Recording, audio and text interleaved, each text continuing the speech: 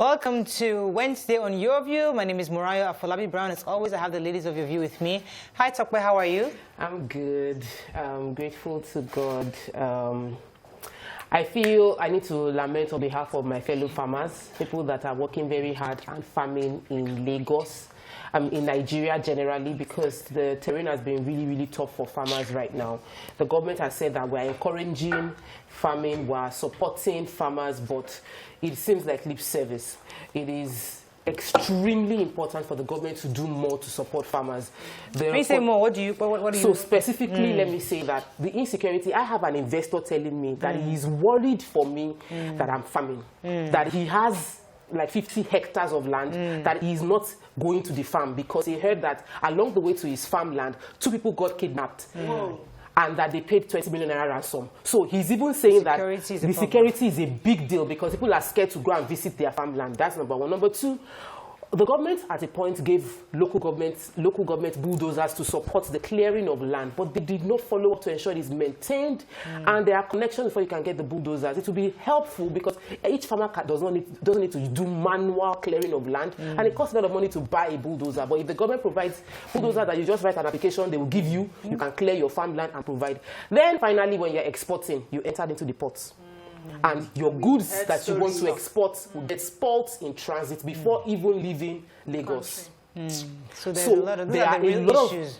Hindrances. We need to make it a farmers. topic. I think now that you're in that sector, we can actually have more conversation about it. But yeah. I think it's a good one. Farmer thoughts. Well, I mean, I like the fact that you're in that sector, so that we can actually, address some of these issues. And because we have the ears of the government, so hopefully they can address it. Hello, madam. How are you? I'm doing amazing. The I'm grateful. nails. The nails. Thank you.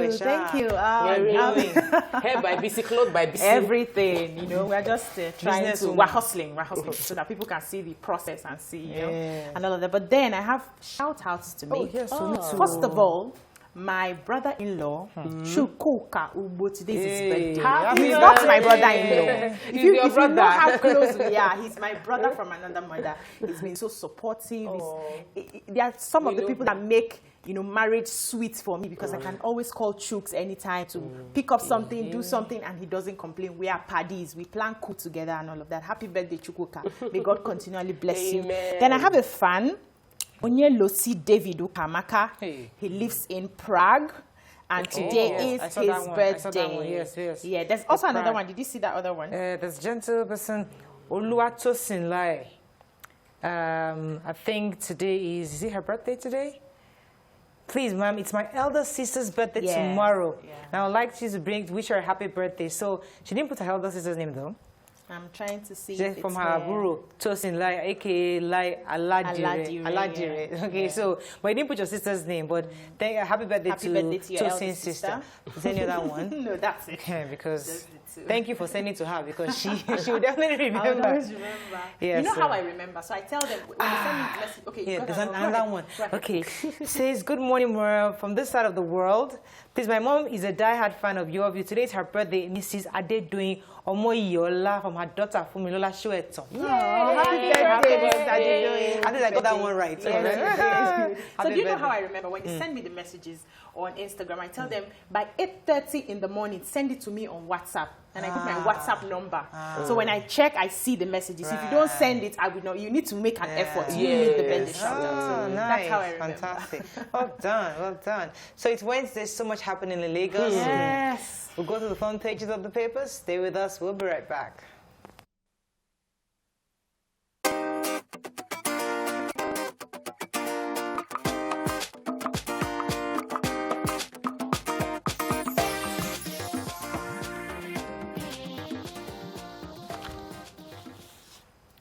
Okay, let's start with the nation. APC dissolves state, local government ward ESCOs. Buhari to governors, work with local government to tackle insecurity. Work with local chiefs, actually, to tackle insecurity. Naira devaluation risky for foreign currency loans, says report. Akeredolu Jegede begin legal battle.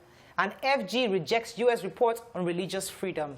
Okay, let's start. Who has the major headline now? Which story? I honestly didn't read the major headline. President's advice to the governors. No, local chiefs. To the yes, governors. To the governors. Yes, so you're he correct. had the president had a meeting with the 36 state governors, and then he was admonishing them that one of the ways that we can actually fight insecurity is to ensure that they work with the local chiefs for intelligence gathering. These local chiefs are the ones that know the people, and you cannot take them away from fighting insecurity. They are the ones that will talk to the young men, the people around them to, monitor and give intelligence reports back to the police. And he also encouraged everybody, the police. He said he wasn't going to mention the amount of vehicles they've already bought to equip the army. They are working to equip the army. They are working to, make their welfare better. Yeah. But that's how did the president feel that we should work with the local chiefs? But you see, the truth is that many of our system has somewhat weakened the influence of our obas, our local obas. Some of them are more influential than others. So all they do is throw money at these young people. And today, the young people today, they don't throw money at me. Empower me to be better. So we need to allow the local chiefs and local obas to have that influence, that strong, unadulterated influence with the people. So the naira is going to be devaluated. Naira devaluation risky for. Naira devaluation is risky for foreign loans. So right now, our budget is actually going to be funded by loans. We don't have enough money. But the CBN report is saying that, according to AfriVest Banking Sector Report for 2020, it was released yesterday, saying that due to the naira devaluation and the weaker asset quality, that we won't be able to access foreign loans like we were expecting to. The economy is really bad, and I think Nigerians we need to keep on saying it, because people just believe, we have oil money, we have oil money. We really don't. The economy is really, really bad, and we should tighten a bit more. Okay. Moving on to Daily Sun. U.S. adds Nigeria to religious freedom blacklist. Federal government kicks. APC NEC dissolves state ESCOs, extends Bohuni-led community tenure. We should focus on governance, not 2023, Governor Fayemi says. Southeast governors must do more to protect Northerners, says Ango Abdullahi. Okay, let's take the major headline. Yes, the major headline. So the United States has placed Nigeria on its religious freedom blacklist. It hasn't given a reason why it placed Nigeria, but Nigeria is not the only country. We have China, we have DPRK, we have Pakistan, Saudi Arabia, Tajikistan, and Turkmenistan as countries that have been placed under this religious freedom blacklist. Now, they didn't give the reason why Nigeria was placed amongst it. So the Minister for Information and Culture has was upset and spoken up about it, saying that he really does not understand why Nigeria... Let me quote him. Okay. It says, he described the U.S. position as a case of honest disagreement between two nations on the causes of violence in Nigeria. Nigeria does not engage in religious freedom violation, neither does it have a policy of religious persecution. Okay. And I think, Then also, the Christian Association of Nigeria spoke up and said they are not happy with, blacklisting Nigeria as amongst the nation for all these, under the... anti-religious.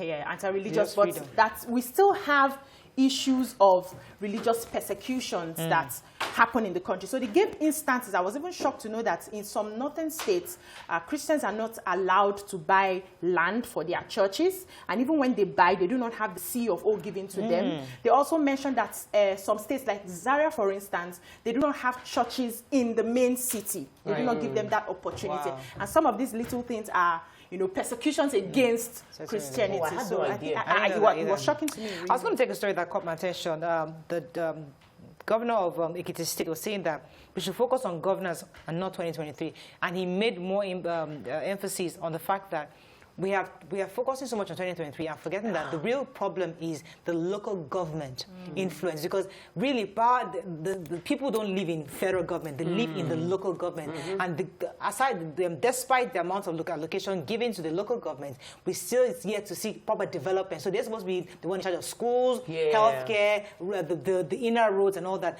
And right now that's the tier of government we should actually be questioning and strengthening if they strengthen them and their impact is felt, it will be easier for you to achieve the federal whatever goal you have. I'm just tired of all this 2023 south east. Can we just face the issues on ground? We have enough of them. Oh, my own street road is not done. Ordinarily, they do the major. You know that the road behind my street has been tarred. My own street. I don't know, maybe because we don't know politicians or we don't know any. I actually know someone that you can talk to. Please, do a bit, because the only my road is not done in the entire area. You need to speak up. Please connect me now. Leave me over here. Nigerian Tribune. Shake up in APC. Mob discovers 6 human heads. Wow. Set suspected ritualist house ablaze in Osun. Oni receives son, Crown Prince. FG deploys Y Brigade to enforce use of face mask. Nigeria's projected population is 206 million, says NPC boss. At meeting with governors, Buhari says borders to reopen soon. A 90-year-old receives world first Pfizer COVID-19 vaccine in UK. Okay, let's start with the soft story about Prince. So let me see his name, if you don't know his name. Okay, tell us. Prince Tadenikawu, Adesoji, Aderemi, Ogunwusi. So sweet. I don't know the meaning, but it sounds they came in. They brought him to the palace, and they had to do the rituals before they handed over to the king. Yeah, to the king. You're really excited about it? Yeah, I am. Really. See, we need to do a movie about this kind of thing. This is content. Yes. You know, the prince has been born. You know, this is we content. have cultural movies. I'm only thinking of a movie. God give me money. So what happened to the baby? Yeah, so the suspected ritualist was, I think he's been in that area. This happened in Osun. He's been in that area for about 6 years operating, and he actually is a vulcanizer. So people just see him as a vulcanizer. But then I think people started suspecting, and they were able to pass intelligence to the police. And they were able to share intelligence to the police. But before the police, the mob got him. And when they got to him, they found 6 human heads and a decomposing body of a woman in that compound. So out of anger, they set the house ablaze.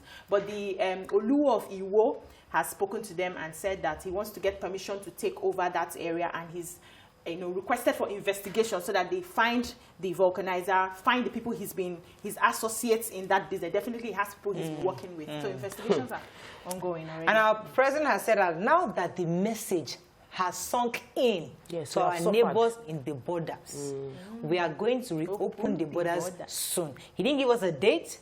We are looking forward to that day because many people are worried about their inability to export and import. Our final paper for this morning is Vanguard. When in danger, use your arms, IGP tells policemen. Very worrisome. Nigeria's population now 206 million, says NPC. When did they do the accounts now? My guardian angel won't forgive me if I reconcile with Obasanjo, says Gani Adams. I wish I read that story. Strike. We have kept our promises with ASUU, says federal government. Crisis deepens. APC expels ATAM, extends tenure of Buni's caretaker committee, and seaside congestion at ports reduces to 20%.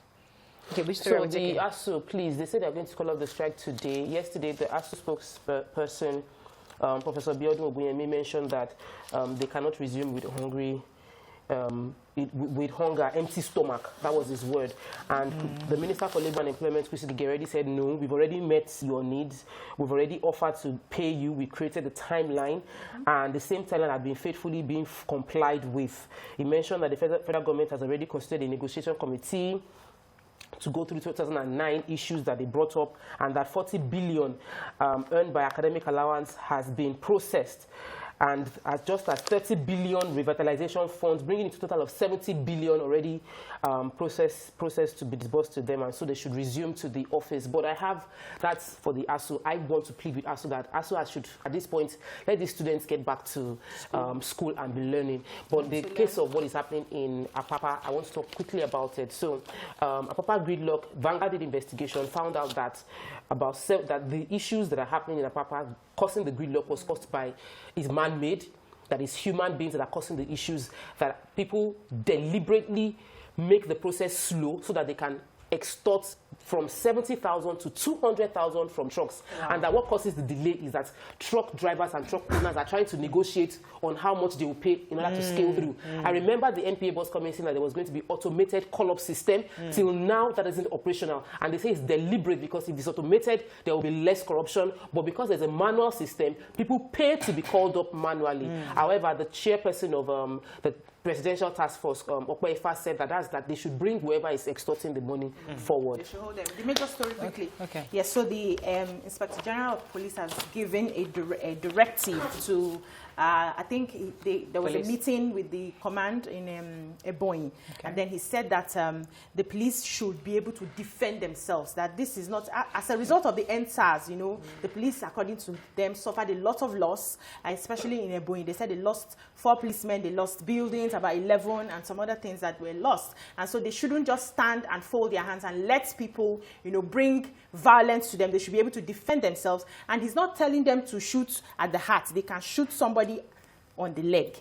Now, Afenifere and some other organizations are speaking up against it, saying that this is just giving the police the license to just go around and kill. That when you tell them to shoot and defend yourself. Exactly. You are just telling them, okay, if anything comes close to you, just kill, just go ahead and kill. And so we've had different organizations talking about it, and I don't agree with the IGP. I don't agree with his language and his posture concerning this. The police need to be empowered to de-escalate without firing. They need to be trained to de-escalate without firing. It's one of the major issues we have. This statement totally is like hypocrisy when you say you want to listen to what people are complaining about and you're telling them they should use they should use their arms if they are under. What happens to what's this pepper bullets and all those rubber bullets?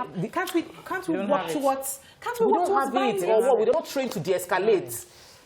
Unfortunately, that's all we can take on Front Page Review. When we come back, we speak with the Commissioner for Transportation, Lagos State, based on a recent directive. Stay with us. We'll be right back.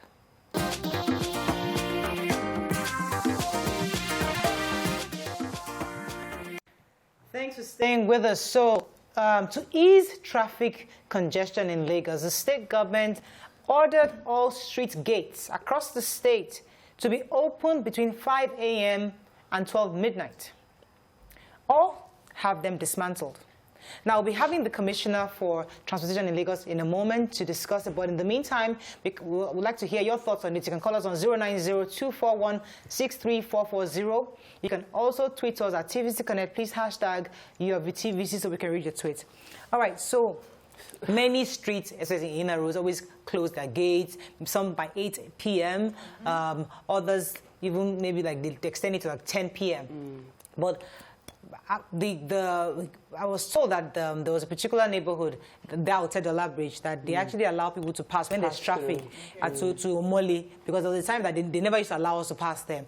But in your view, do you think this is a right move, or do you think it might cause problems for the people living within the estates? Okay, so let me say that the government's responsibility is to provide social amenities such as good roads and security for people, which the government has largely failed to deliver to people, which is why individuals now create security, employ security officials, create their estates within the environment, do their roads by themselves. For many of them contribute money to interlock their roads, contribute money to pave their streets, and mount a gate to ensure only those that have paid for these services enjoy the convenience of this. Because if I open up this road, everybody would use the road. It will get spoiled. The government isn't going to fix it for me. I'll need to contribute again to do it by myself. The reason we are having, and this, it's part of multiple taxation system, because you pay at different areas for things that the government should actually provide for you for paying your taxes. If the government hasn't failed to provide these basic things, we wouldn't have any need for roads or gates at all. Okay. So you're saying they're focusing on the... Yes. Provide roads. If you are the one that did the roads within those estates, you have the right to tell them, take down your gates and let people pass through. But if you didn't do the roads, if individuals within the estate contributed money to do their roads and are paying for security to protect themselves when security system around has failed, you can't then impose on the system. I know, I feel this issue. I'm told that the Commissioner is on. Yes, I wanted to say that I do not think, I'm of the opinion that when you buy a property, you buy your land, you build your house, you do not buy the road. the road also still belongs to the government. And they can do whatever it is they want to do with their roads. I remember every morning when I'm coming to work, I wake up at 5, and then I want to block, go away from the express and then take some back roads, and you come to this place, the gate is locked, you come to that place, it's quite disorganized, and you feel like, these are road, this is not you bought a land, you did not buy road now, this is not, this is government property, so it should be opened. I am happy with the alternative that if you do not open, if you open, that's fine. You put people there, you man it still, I think it's 5 a.m. and 10, 12, midnight, yes. So that's an alternative as against the normal way they would have done it by going to uproot all the gates. So I'm happy with that, but we should understand that this is not personal property. It's public property. It's good to have different perspectives. Let me have the Commissioner for Transportation, Dr. Frederick Oladende. Good morning, sir. Are you there? Good morning. Hello? Hello, sir. Are you there? Hello. Can you hear me? Okay. Okay, it's a bit blurry. I can't hear you very well.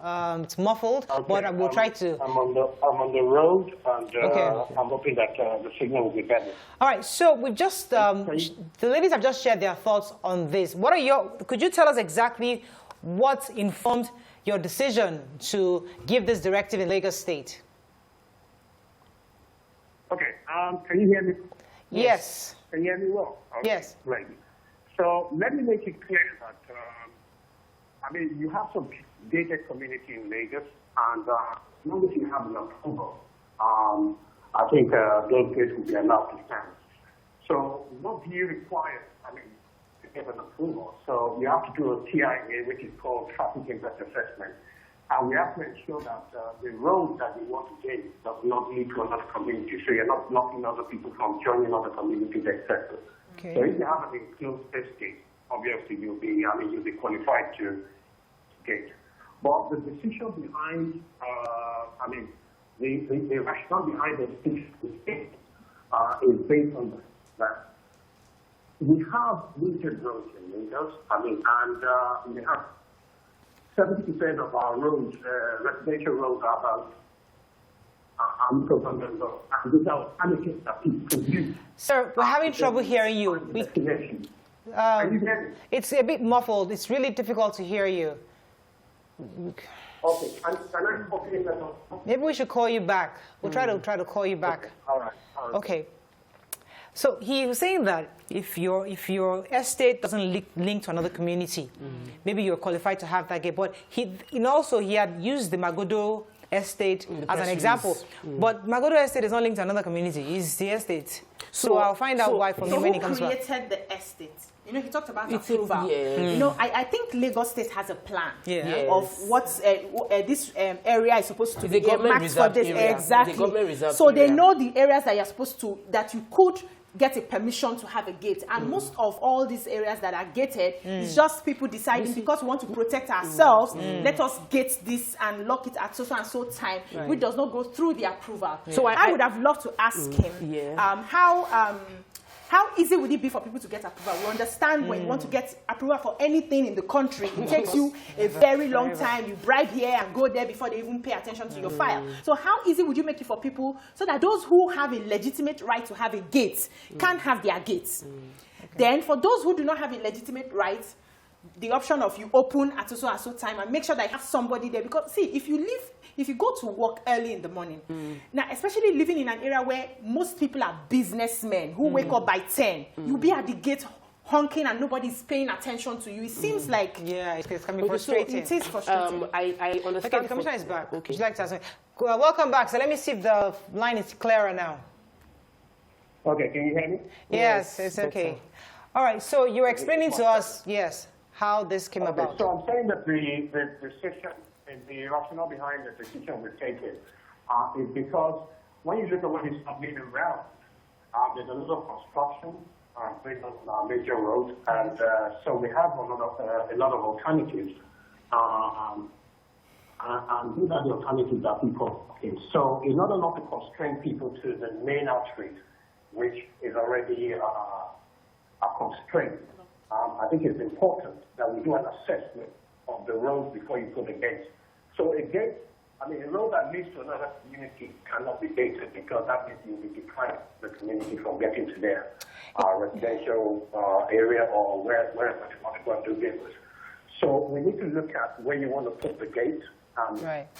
It's not contributing to congestion, and then we'll then assess whether. Okay. All right. Go ahead. How about estates? Like we have estates like Omole around us here. Yes. Can you hear? We're asking your next question now. Go ahead. How about estates like Omole or the Magodo GRA, where it is enclosed estate, but they have 2 gates, and the 2 gates could be used to link one community to another community? Can you hear me, sir?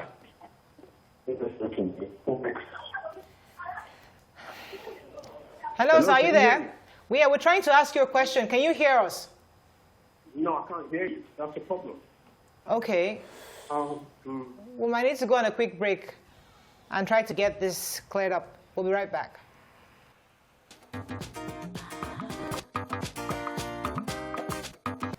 Thanks for staying with us. We hope we have the connection back properly. We have with us Dr. Frederick Oladende. Sir, are you still there? Well, I'm here, but I'm not hearing you properly. Well, we can hear you better now, actually. So, so Toko was asking a question before the break. Let's ask again. So, I was asking about estates. Like I know in the press release you mentioned Magodo. I know for Omole too. These are enclosed estates, which people. Sorry, I'm not getting it at all. I said that. Can you hear me? Not properly. I can hear the other one, but I can't hear you properly. Oh, okay. Okay, so she's asking about the Magodo estates, for an example, and Omole estate, because you had said earlier that estates that are enclosed and the communities don't lead to another community may be allowed to have gates. But with these examples, why you use the Magodo especially as an example? Why is Magodo an example in this situation? Okay, Magodo as well as Omole, which you've mentioned, are not affected because they have approval for the gate, and then the gates do not lead to another community. So remember that the instruction is not to remove all gates. It's to remove all gates that cause obstruction. So, for example, the good example is the one on Wemco, which is actually a main road where people have a gate. And then there's another example in Ikate, Lekki, where people have put the gate. Now, that Ikate road leads to a lot of communities, and you're not allowed to put a gate there. So those are the kind of gates that we're talking about. So Magodo is exempted. Okay, Dr. Oladende, the reasons why these gates exist in the first place is because of security. People fear that when they open these gates up, people who are non-residents, who have no business in that estate, come into their communities. So what are you doing? How would you respond to their worries about this new directive? Okay. Remember that most of the gates that we're talking about are the gates that were erected just after the EndSARS. So a lot of gates were erected and obviously without approval. So we will go to those communities. We will do a proper assessment. And what we're saying is that when we give approval for you to erect a gate, you have to close between 12 midnight and 5 a.m. And then you must have someone there 24/7. Now, the reason why we're doing this is you have to remember that there's some vulnerable people in the community. If you cannot get to them if they need emergency, then that's a problem. So that's the reason why we need to take these precautions, okay? Apart from the impact it's having on traffic, it's to better serve us, to get to the elderly, to the people that need medical response as quickly as possible. So you can't just investigate without those assessments, the impact on getting it. And that's what we're talking about here. Dr. Frederick, I don't know if you can hear me. I can hear you. Okay. Was there a notice given prior to this directive? Did you give people time to probably plan themselves better before now? This directive has been, in place. The government of Fashola. One is that after the EndSARS, we noticed a significant number of people now erecting gates without contacting the ministry and actually getting approval. So it's a directive that's been in place for over 8 years. Okay. There's nothing new here. So because of the NSAS protest, many communities have began to erect gates within their neighborhoods. Can you hear us? It's such a hard... I can't hear you. He's in transit, so he's moving. Yeah. So networks may I quickly ask? Go ahead. Okay. Yeah, so how long, for those communities that need to get an approval, what's the speed of the duration of that? How long will it take them to get that approval? Okay, it can range between a week and a month. You see, to get an approval, I mean, we have to go there. We have to assess the impact it would have on traffic. We have to assess whether it's a major road before the gate or not. So we have to deploy people there and then assess that judgment call before we actually get the approval. So what would the process be? Been in place. Nothing is changing at all. So as a result, I mean, you can't say that because we're giving this directive, we should now change the pursuit for getting approval. I mean, the approval is pretty clear. Right. People know what to do. People have been getting approval for the past 8 years. So we're not... Commissioner. We're not shifting from that procedure at all. Dr. Lagdende. Yes, hello? The issue of timing. So are you saying that if a community asks for approval, they're going to get it? Sorry, and if you're not clear at all. The issue of timing. The issue of timing, yes. You insist 5 a.m. to midnight. There are some communities that have gates and close their gates at 9 p.m., others 10 p.m. Are you saying that by this directive, any gate across the state must only lock at midnight? Okay, if I hear you properly, you see this directive. I'm not sure what you're asking. But let me rephrase. Let me rephrase. So the directive of opening your gate, and it's just at 12 midnight, and opening it at 5 a.m. It's not something new. And the issue of having someone manage the gate 24/7 is not new either. It's just reinforcing. It's so hard to hear you. New to what we're saying before. Yeah, there was a clarity I needed because, for example, the Magodo gate we're talking about, the second gate, if you don't have a sticker, you can't enter. And they lock up that gate pretty early. We'll have to bring you back another time. Yeah. Unfortunately, we have to go on a break. Thank you very much, sir. We have to stop this conversation at this time. Let's go on a break. We'll be right back.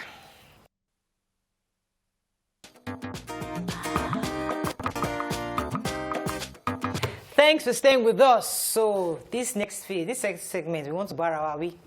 Because with the level of overwhelming participation shown by Nigerian youths, especially during the hashtag NSAS protests and hashtag End Bad Governance, few weeks after, last Saturday to be precise, we had the opportunity to elect some of our representatives.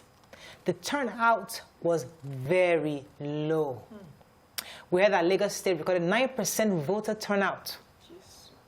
We'll be having a political behaviorist at the Institute of African and Diaspora Studies, Dr. Kayode Esola, to be joining us very soon. But we'd like to hear your thoughts first. You can call us on 090-241-63440. You can also tweet us at TVC Connect. Please hashtag your TVC so we can read your tweet. I remember that an elder statesman, just lost his name right now, during the protest, and he was consulted. I think it was, I can't remember his name, I just lost his head. Is it Peter Side? Yes, Peter Side. And he was saying that what we need to do, when there was a meeting about what are the next steps after the hashtag NSAS, and it was very specific. He said, we need to have tactical voting. Tactical elections. So we've made this noise as young people. Now, at the next election, what we need to do is make a statement by coming out to vote and saying, listen, we have the numbers, to come out. So that would then demonstrate to the politicians that we mean business. But unfortunately, last weekend, it was quite turner. So what, in your view, what do you think happened? And I'd like to invite our guest. I'm not sure if our guest is on yet, but in the meantime, let me hear your thoughts on it. I think a lot of people were not aware that there was an election going on. How can they know they are aware? I'm telling you. There were signboards everywhere. I am telling you, I did not see signboard. Me, I didn't see signboard. It didn't affect your area. Oh, but even at that, I think it was Nima that brought it to our attention that something was happening. So when I spoke to a few people, they were not aware that anything like that was happening. And one of the reasons we're not aware is because we're not playing at the political level. We're not playing at the grassroots level. And that is the basis of politics. For us to be able to get into politics, to effect the change that we desire, we need to play at that level. Now, we have two types of young people. We have the enlightened young people, and we have the unenlightened one. And what we see is that the unenlightened one are the ones who are in tune with what is happening. They're enlightened politically. We are the ones that they are enlightened in terms of literacy, money, and all that stuff. Not politically, they are the ones who know what's up, who are on the ground, that's why they are easily used by the politicians, because they are on the ground. They are ever ready to come out in their numbers. We have not been able to reach them to understand the fight that we are fighting. And we cannot fight this fight behind our phones, on Twitter and on Instagram. We need to swallow that our pride and go analog. Okay, I'm told our guest is here. Let me hear. Okay, you want to say your views first before I get our guest in? Yes, so the results of the elections showed that, for me, I didn't even think the election, people came out to vote. The people that were interested came out to vote. And the numbers were very, very, as in the senator for Lagos, I don't want to, West, I believe, that covers my constituency, won by about less than 100,000 votes. And he's representing millions of people.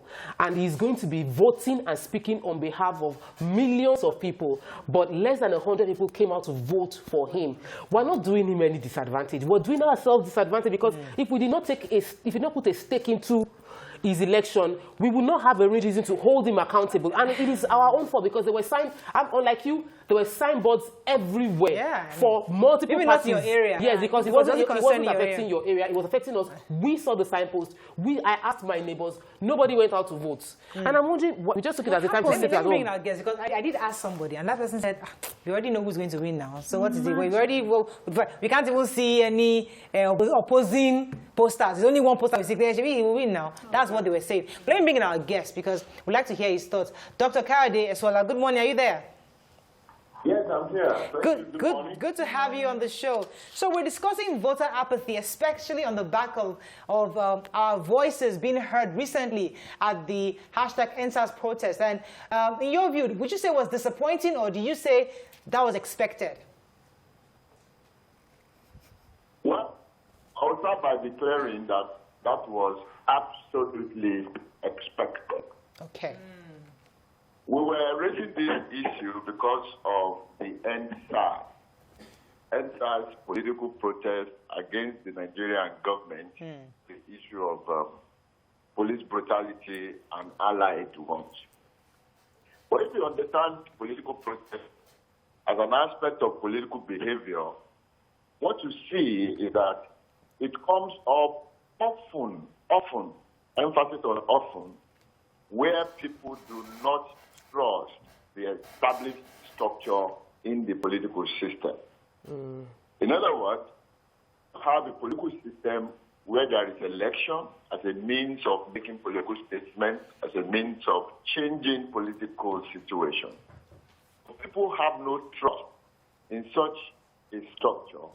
They will do more of political protest. That brought in political protest called EndSARS in the first place. Now the expectation that Nigerian youth will come up, and then during the staggered elections that we had on Saturday, and make the statement to change the political system, will not come up because the period was too long. People could not change their orientation within a period of 1 month, thereabout. They still have that lack of trust. They still have that, lack of trust for that phrase, for the political system. And it will take a much longer time, which has to do with orientation, reorientation, socialization, resocialization, before they begin to trust the electoral system as a means of changing the situation. That's exactly what happened. Right. Now, whether it is good or bad, we can only speak from perspective, but that explains what happened in the last Okay. Right. Let me get a few questions for you. Go ahead. So I'll first start by correcting myself. The senatorial East is the senatorial district that got Lagos senatorial East. But my question to you is, because of the NSAS protest, there was a lot of outcry and follow-up to the vandalism that took place after the protest. Many people started consolidating, having meetings that this election, the by-election, is the best opportunity for the young Nigerians that came out to protest to speak up concerning bad governance by showing their votes and getting their votes heard. But from your own opinion, was there any way for those that didn't have the cards, the voters' card, was there any way people that were not registered could have participated in this election before, could have joined the election process before the election took place? Hello? Did you hear us, Robin? Can you hear us? Yeah, go ahead. Yeah, I could hear you, but I couldn't hear the question raised to me. It was faint. Oh, okay, so maybe I should shout. Yeah, I think it might be my mic. So my question is that many young people already knew they had to be involved in the electioneering process, but some of them would say that they couldn't get involved because they couldn't register. From your opinion, was the process made simple for newbies to register and participate in this by-election?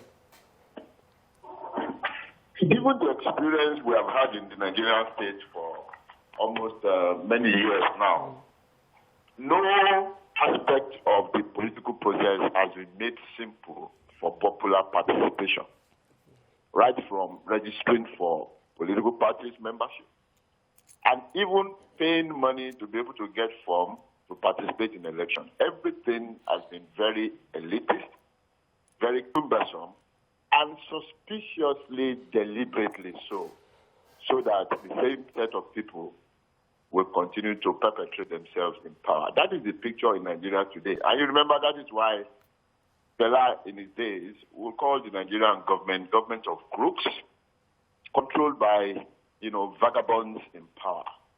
Some donkey years ago, Fela raised that, but these issues have never changed. It's a pity. What we need to do is to continue to reorientate our youth, to continue to tell them that if they could do it during the NSAS political protest movement and make a statement to the world, they can also convert that energy to the legitimate means of doing it, which is election. And through their voice, they can change the world in a much better and more legitimate way. All right, let's go on a quick break. When we come back, we'll continue this conversation with you. Stay with us. We'll be right back.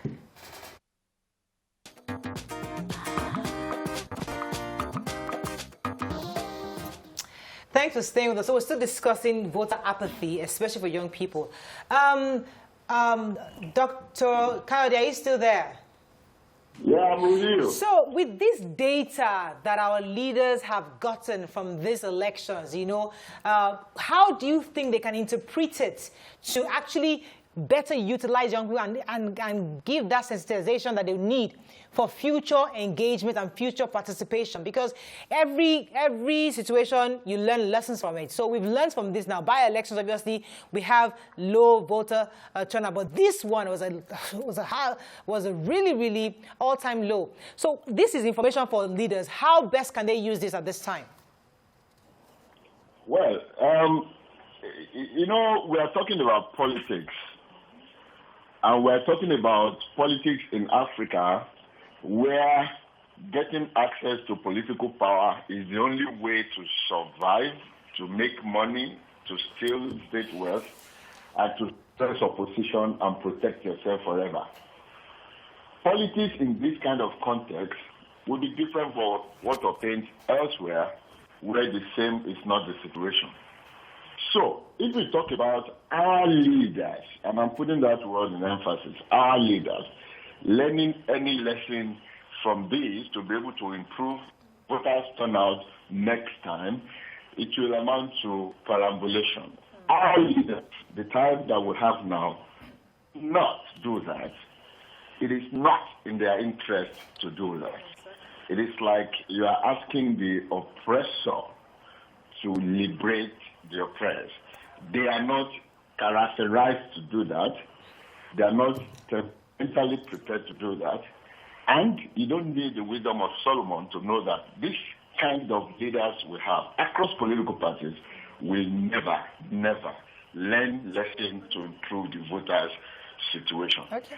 So the other side to it is what we're talking on. How the youth will take the bull by the horn and decide to scale all the hurdles, all the challenges to ensure that they register more for much better and stronger political participation. Because that is the only way we can legitimately challenge the status quo and change the situation of Nigeria. Our current leaders will never do that. They don't do that. Dr. Kayode, do you think that the youths are ready for politics and ready for leadership?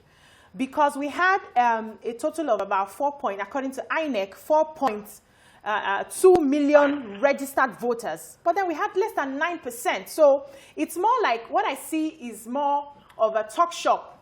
We hiding behind the phones and hiding behind digitalization to make noise. But when it comes down to going out there to select the people who want to lead us, we chicken out. So what are some of the things you think we can start doing for youths that are ready to get into politics in order to effect change? Well, let us clarify. Some 6 months ago in this country, I will speak along this direction that our youth are not ready. They are good at hiding behind the phone and text messages and to participate in politics. What the elders have done is to prove that thesis wrong. I was of that opinion, unfortunately, but that thesis is now wrong. It means that the youth are not as lazy, as inactive as we will theoretically explain them. That being stated, I made a point the other time that they refuse to come out for the election has a reason, has an explanation. And that explanation is that over the years, they have lost trust in the political system. And so they know that going out for election is time wasting. What they are going to give to you is government magic. And that is why somebody defined democracy as demonstration of grace. People no go vote. They will have big numbers. Ella said that years ago. Today, the situation has not changed. You don't expect any youth under such a political system to trust election and come out en masse to be able to vote. That explains their behavior. However, the way forward now is for us to start a new orientation, such as what you are doing on this program, to expose to the world that this has been the situation, and that is why the political system remains the way it is. And now, what do? We need to give the youth new orientation. That if we could do it with the NSAS for me is a successful revolution in Nigeria. It might not have changed the status quo, but it has been able to make a pop statement that when pushed to the wall, the youngsters can come out and make a statement. Okay. Now, it is all about converting that kind of energy into the legitimate political process. That itself is a part of political participation, although not legal. The legal one is the election. Youth will now convert the energy they invested on protest to the legal one, which is election. And by so doing, they penetrate political parties, they penetrate ideological worldview, and they dominate and capture the system so that the election can change the situation of Nigeria for a much better one. Okay, Doctor. I know that we all see, I join you in saying that the NSAS protest was a success because we were able to galvanize youth into coming out. And I agree with you that we cannot, this government might not be the one to look up to solve the issue of voter apathy. However, how about we getting civil society, organizations, churches, mosques? How do we get those people to spearhead the coalition towards getting young people voters card? What would you say is the role of our civil society going forward? Well, you have made the recommendation, and I want to agree with you 100% that the civil society organizations, civil society organizations, not necessarily civil society now, need to be involved in this need for reorientation of Nigeria. In all ways, they need to be involved. But you must also understand the problem of the Nigerian civil society. The civil society in Nigeria has not been operating based on ideology. It has been episodic. Something will happen today. You see a couple of people who go to the road and issue dies down. That civil society organization goes to sleep until another one happens. Exactly. That has been the story, if you observe all this, because they've not been operating based on ideology. I think what we need to do is that this new bit of the political system, the church must be involved, unions must be involved, there must be return of student unionism to all universities and tertiary institutions in Nigeria, because these are the recruiting grounds for political ideology in any nation. When we activate all these sectors of the society, and then we'll be able to work together with them to forge an ideology. That ideology will not be the propeller of their activity, so that they will not be episodic anymore. They won't wait until things happen before they go to the street and make points and then withdraw after the problem is solved. They will be constantly there as the third leg of the society that will check the excesses of the ruling class. That is the situation. So we need more of churches that will de-emphasize buying of aeroplane and miracle of open heaven and Shiloh and change political situations. We need mosques who will de-emphasize the Ashatan and all these things and face the political situation. We need schools, even hospitals. We begin to tell people that if you want to get a better treatment inside this place where you are, I'm a doctor, I'm a pharmacist, I'm telling you the best way is to get involved in politics to change the political situation. If we extend it to that level, as you have rightly recommended, we're going to have a much better situation. Okay, we have to wrap up with you, but let me ask you this final question. There were talks of people just not happy about the current political structure, you know, the parties system we have. Some are saying we should have a parliamentary system. Others are saying, oh, let the young people form their own political party. In your own view, what do you think is the best approach, especially as we all work towards 2023? What do you think we should begin to demand of our National Assembly and also of young people? My sister, there is no political system in the world that is better than the other. Making that argument is like arguing that wearing shirts is better than wearing bandana. No. The philosophy of wearing cloth is to cover your nakedness. Sign the cloth, and you prepare it and you present it to the public is what makes the difference. I am not of the opinion that we should change from parliamentary to whatever as you have suggested it. The federalism that we have in Nigeria is the right antidote for the complex society that we have. The presidential system will have a better alternative. As it is now, it is working in other countries. All we need to do is to ensure that we re-engineer through these processes we are talking about, the involvement of civil society, campaign, orientation, youth activism, the political system that we have now for a better Nigeria as we approach 2023. More emphatically, the Nigerian youth should know that now they have the capacity to change the situation. And such success, in the sense that they made a political system. It is now high time they converted that energy of the NSAS into the political processes pre and post 2023. If they do that, I can tell you, original Sufferhead will stop, and Jefferhead will return. All right. Thank you very much. Such a pleasure having you. We really, really hope to see that conversion. That's the real core of the matter. To get ahead. We'll be speaking with Dr. Kayode Esola, who is the political behaviorist at the Institute of African and Diaspora Studies. Okay, let's take a few tweets before we wrap up. Yeah, so Subdean Solution says, good morning, I'm Benga from Ado Ekiti. If voting system is not changed technologically, forget it. I don't think I can vote again as a person. It's just a waste of time queuing under the hot sun for what they already know the outcome. We need to talk about technology and how we can make it easy for people to... Any tweets from your end?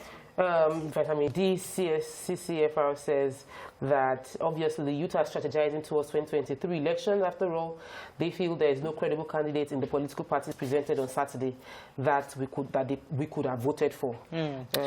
Okay, we have to wrap up now. But before we wrap up, I have to address an issue earlier. During the paper review, we took a story from one of the papers. It was a report from CAN, that Christian Association of Nigeria, and talked about religious intolerance, saying that certain Christians were being persecuted in certain parts of the country. Now, we got a report from somebody saying that that conversation wasn't balanced, and we understand that because the report was from CAN.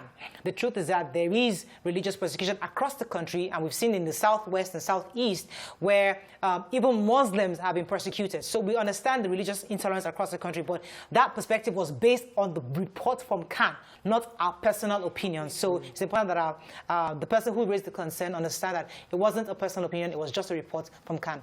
Thank you very much for always being a part of Your View. We love having you. We'll see you tomorrow. Bye for now. Bye.